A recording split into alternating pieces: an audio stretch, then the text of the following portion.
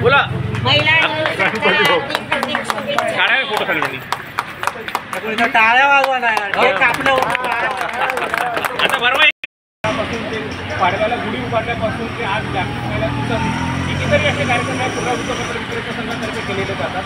आणि कसं असतं की ज्या कुर्ला विभागामध्ये आज हा सगळ्यात मोठा एक महिला दिवस आहे आणि कुर्ला वृत्तपत्र विक्रेता संघामध्ये सगळ्यात जास्त महिला या कुर्ला वृत्तपत्र विक्रेता आणि ह्या सकाळपासून असं नाही की ते फक्त साईड लाईनला आहेत, जर स्वतः येऊन स्वतःचा व्यवसाय आणि स्वतःचा काम करणारी कष्टकरी ही लोकं आहेत आणि त्यांचा हा गुणगौरव करणं हे कुर्ला वृत्त विक्रेता संघाचं आणि तसंच मुंबई वृत्तपत्र विक्रेता संघाचं आद्य कर्तव्य आहे.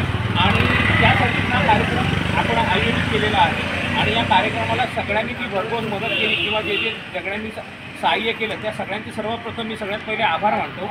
आणि दुसरी गोष्ट अशी की आज आपल्या कार्यक्रमाला म्हणजे मुंबई वृत्तपत्र विक्रेता संघाचे कार्याध्यक्ष श्री मधुसूदन सदर्डेकर तसेच सरचिटणीस श्री संजय चौकेकर साहेब, आमचे SP मीडियाचे मिठू साहेब, हे सगळे इतक्या लांबून आलेत त्याबद्दलही मी त्यांचे सगळ्यात पहिले आभार मानतो की तुम्ही वेळात वेळ काढून इतक्या लांबून आमच्यासाठी येता आणि आम्हाला जे प्रोत्साहन करता ती बात आमच्यासाठी पाठीवर ठाम दिल्याची खूप मोठी आहे.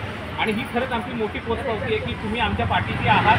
म्हणून वृत्तपत्र विक्रेता संघ हे काम सुद्धा तुमच्या आशीर्वादाने प्रेरणा.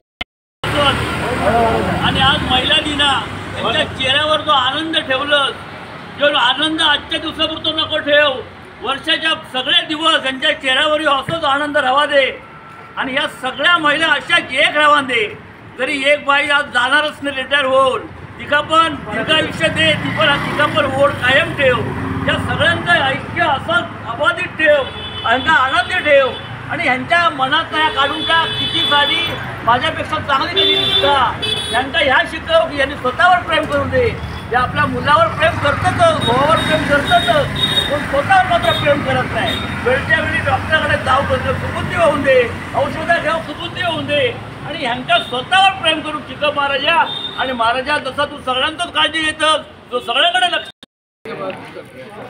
काय द्यायचं ते देऊन मोकळा व्हाले.